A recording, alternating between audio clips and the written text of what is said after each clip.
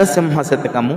జందెమింపుగ వేసి సంధ్యవాచిననేమి, బ్రహ్మమందక కాడు బ్రాహ్మణుండు, తిరుమణి శ్రీచూర్ణ గురురేకలిడినను, విష్ణునొందక కాడు వైష్ణవుండు, బోధిని నుదుటనో పూసుకొనిననేమి, శంభునొందక కాడు శైవజనుడు, కాషాయ వస్త్రాలు కట్టి కప్పిననేమి, ఆశపోవక కాడు యతివరుండు, ఇట్టి లౌకిక వేషాలు గట్టుకొనిన, గురుని చెందక సన్ముక్తి దొరకబోదు, భూషణ వికాస శ్రీధర్మపుర నివాస, దుష్ట సంహార నరసింహ దురిత ధూరా.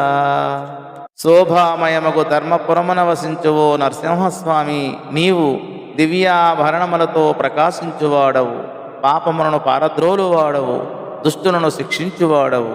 తండ్రి, అందముగా జందం వేసుకుని సంధ్య వార్చిన బ్రహ్మమును తెలియనివాడు బ్రాహ్మణుడు కాడు. తిరుమణి శ్రీ చూర్ణములతో పెద్ద నామాలు అనగా గురురేఖలు పెట్టుకున్నను విష్ణువును తెలియనివాడు వైష్ణవుడు కాడు. లలాటమన విభూది రేఖలను ధరించిన శివుని తెలియనివాడు శైవుడు కాదు. కాషాయ వస్త్రాలు ధరించిన ఆశలుడగనివాడు సన్యాసి కాడు. లౌకిక వేషాలు ఎన్ని ధరించినా గురువును ఆశ్రయించని వానికి ముక్తి లేదు. ఆచరణలో మనిషి జీవిస్తాడు, అనుకరణలో మరణిస్తాడు. వేదాంత విద్య వేష భాషలకు సంబంధించినది కాదు, వెలుగులకు సంబంధించినది, విలువలకు సంబంధించింది.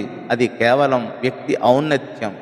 మహాత్ముల చిహ్నములను వేషములను అనుకరించినంత మాత్రమున అనుకరించేవారు మహాత్ములు కాలేరు. కాకపోతే పులిని చూసి నక్కవాత పెట్టుకున్నట్టు అనుకొని జనం సరిపెట్టుకుంటారు.